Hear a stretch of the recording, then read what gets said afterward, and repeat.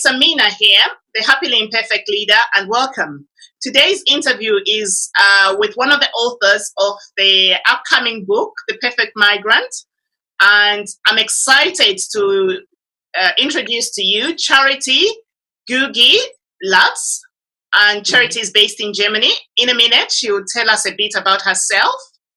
Charity, how are you? I'm very fine, Amina. Nice to talk to you. Yes. Thank you. Yes. It's brilliant to have you. So tell us a bit about yourself. Oh, I am a Kenyan, but I reside in Cologne. And professionally, I work with an NGO. It's called the Sonen Community Development Group. And I am there. What I'm doing there really is research and some administrative duties. And our NGO deals mainly with the Afro diaspora community. And my work is really to look into the projects that we can do within this community to make the life a little bit easier for the Afro diasporas. That's lovely. Wow. So, Charity, today we're talking about the book that you have written a chapter in, and I'm going to ask you a few questions about the process and how you felt about the book, and I hope you can share with the listeners some of the tips that you can give them, some of the things that you found, and some of the benefits that you got for writing. So I've got a paper with me here, so I'll be reading some of the questions. My first question to you is, what prompted you to write a chapter in the Perfect Migrant book? What really prompted me to write a chapter in this book is that first of all, I am a migrant myself. And then there was this big passion within me to tell my story, to tell my journey. And also in the course of telling my journey, maybe it might touch somebody else's journey. So it was mainly to talk about my journey and bring voice to about myself and my journey in Europe. That's amazing. What was your greatest drive for writing? Oh, my greatest drive is because I've always loved writing, Amina. Like, for example, my course at the university was literature, so I'm a book person, I'm a writing person, I'm a reading person. And what really happened is that for some time I'd buried this passion of writing. And when I got the opportunity to co-author, that made it easier for me then, because I felt that, I would be writing together with others. And when I had a talk with you and you said we would have this community group also, then I felt that I would feel more stable and I would have more confidence, because generally I had really taken a long time without writing. That's very good. So there's power in numbers, isn't it? So you felt the power in numbers was one of the reasons. That's brilliant. Okay, you've written the chapter in the book. So what plans do you have in terms of taking your message forward? What plans I have is that actually I've just started. This book was just the sort of like a leaping board. So what I plan to do is I plan to extend it, because I take it like sort of like an autobiography about part of my journey. So there are some parts of the journeys I've not talked about. And so I intend to write more chapters, maybe in the beginning, another one, so that they're sort of like a continuation. And I also have an idea of involving some more voices, maybe 2 or 3 other voices, and collaborating together so that we tell our Perfect Migrant story with more voices inside. So I really intend to promote it and even maybe go on to speaking about it on some platforms where I'm invited. Wow, that's amazing. I love that idea of actually growing it into a bigger book as well. From the chapter now, the next level is a book, and also encouraging other people as well to join in. Well done, you. So what would you say was your greatest fear about writing, and how did you overcome that?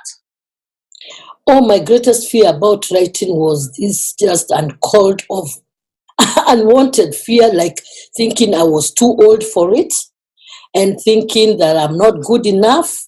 and wondering who would ever read my book.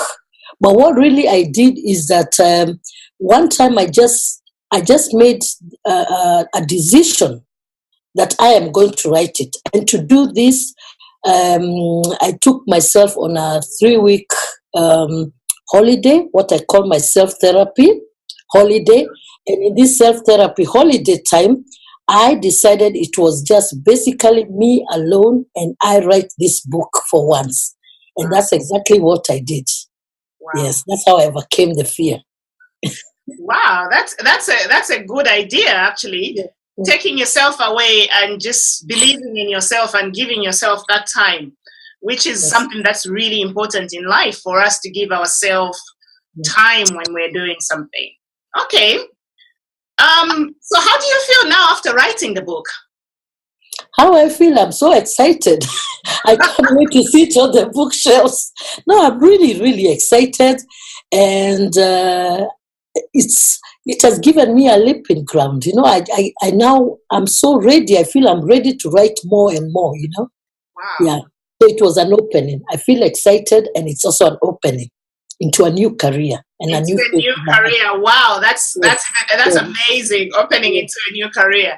Yeah. And it's, you know, the sky is the limit for you. You can go as far as you want to go. So what would you say to someone who is thinking, oh, I'm not sure, I want to write, but who's going to read? Somebody who is at the place where you were before you started writing this. What advice would you give to them? I would really recommend that if somebody really feels that genuinely inside their heart they have a passion for writing, and they have this fear, that one thing they should know, that they are not alone. Everybody has these fears in the beginning, doesn't matter which career it is.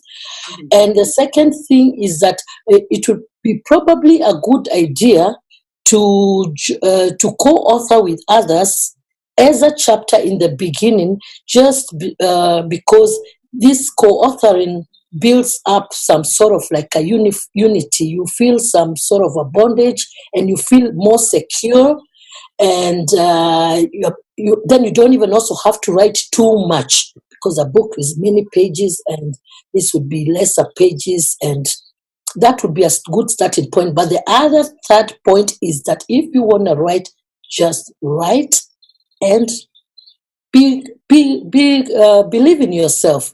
You are a writer. Whatever you have in your heart is true. Your heart is true for you. Yeah.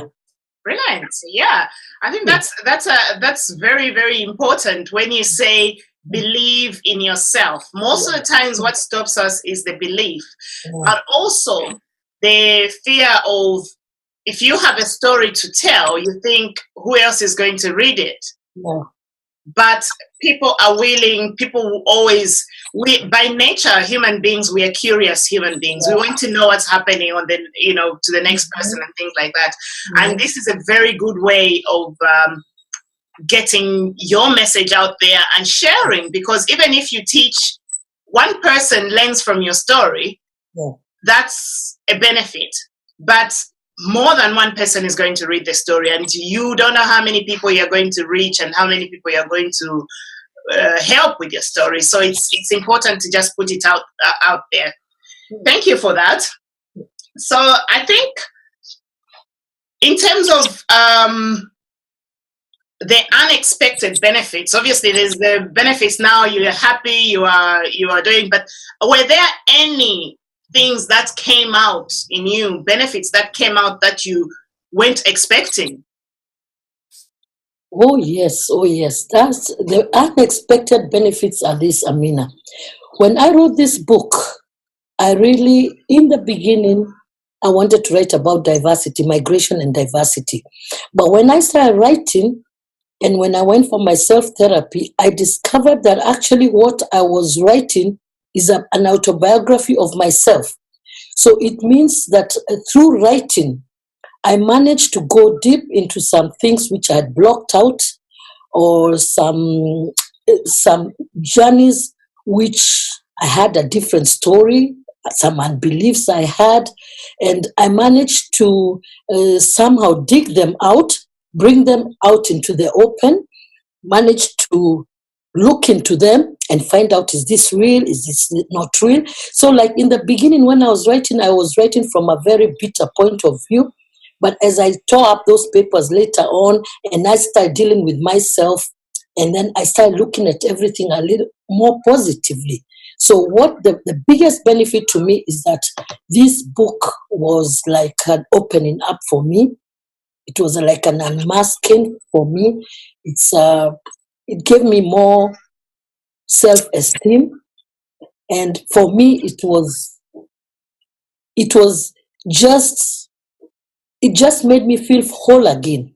Yeah. So that's the biggest benefit, is that the book brought me into a sort of an awakening where I feel whole again. Wow, that's amazing. That's wonderful, Charity. It's an honor to hear that just through writing you found your healing, you found things, because sometimes we block out things in our minds and we think they've gone, but they are not.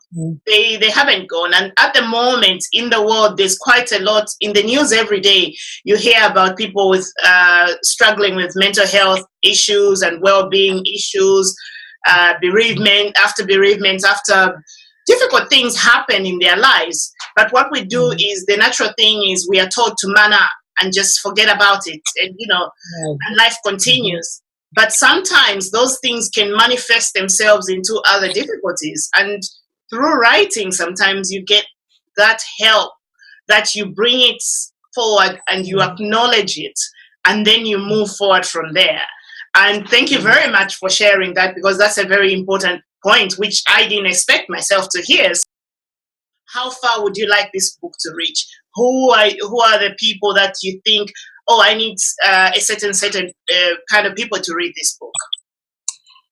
Because this book is co-authored by 8 people with diverse backgrounds, living in very diverse places, having gone through very diverse journeys.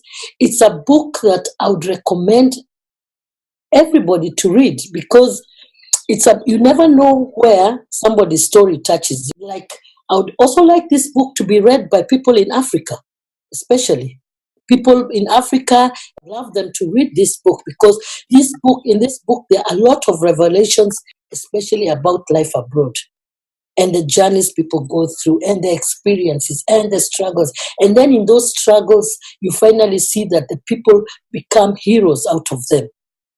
But it's nice to maybe read the story. It's nice, not maybe, it's very nice to read other people's stories, because you get tips of maybe how you could you can overcome a certain obstacle, a certain journey, the thoughts, the feelings. Then you realize that what happens to somebody else is similar to what happens to you. Most of us end up, in the beginning, you think, it's only happening to me, but it's actually not happening to you. But life is a journey, and life is fun. And also, the diaspora and life is fun. Yeah, that's what's important. That's what's important. This book has got 10 authors, or 11, including my introduction. Yeah. Together, those people, you can see that being a migrant hasn't stopped people from building their lives the way they want to build their lives, and also making a contribution where they are. Because there's a lot of talk in the media, especially, where they're talking about migrants and European migrants, or even just the Asian migrants, and migrants being seen in a more negative way. But this book brings out the positives, brings out the struggle. It personalizes the journey of the migrant. And for me, it was like, who is a perfect migrant? Is there such a thing as a perfect migrant? And we find that all of us are imperfectly perfect in our own journeys. Is there anything else that you would like to share? I would like anybody who comes across this video, please just buy the book. Give us the benefit of doubt and buy the book. And I guarantee you're not going to regret it, because from it, you will understand who and what a perfect migrant means. Brilliant. That's nice. So you heard it here first. Buy the book. It will be out on the 25th of May. So I'm interviewing you from Diverse Cultures Publishing because we are the publisher for the book and we supported you through the writing. So what would you say about the process? How did you find that? Oh, Diverse Cultures Publishing is just God sent. Because first of all, I always thought I could never write because it's an expensive affair. Yes, it can be a very, very expensive affair. Then there is the editing, there is the making of the book. There's actually nothing that you have. When you work with Diverse Publishing, there is nothing you have to do. You just have to write. Just write and send it. Everything is done for you. It's edited for you. The book is brought out for you. And for a minimum, for almost nothing.